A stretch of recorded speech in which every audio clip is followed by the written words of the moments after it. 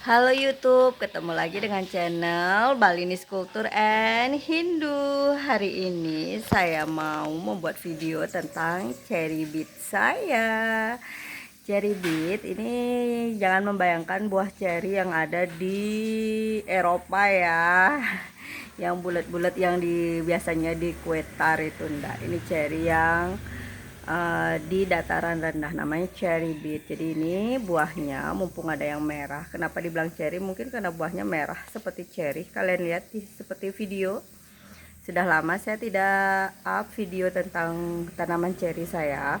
Kebetulan di sini dia baru saya siram dan berbuah. Ini buahnya satu. Di sana juga ada bergerombol, dua ya kalau nggak salah. Nah itu dia dua. Nah pohonnya cuma segede itu, tapi di bagian pinggir-pinggirnya, nah ini buahnya yang awalnya muda itu hijau. Jadi hijaunya itu seperti ini. Kalau masih muda ini hijau seperti ini, terus dia akan berubah menjadi agak kuning, nanti orange, setelah itu merah tua. Nah untuk bunganya, untuk cherry beets bunganya seperti ini, putih dia, tampakkah? Nah ini tuh seperti itu. Jadi mahkotanya cuma berapa helai, terus serbuk sarinya banyak, karena kalau semakin besar buahnya, bijinya juga bisa lebih dari satu, dan banyak benang sari, benang sari putihnya ada tuh satu.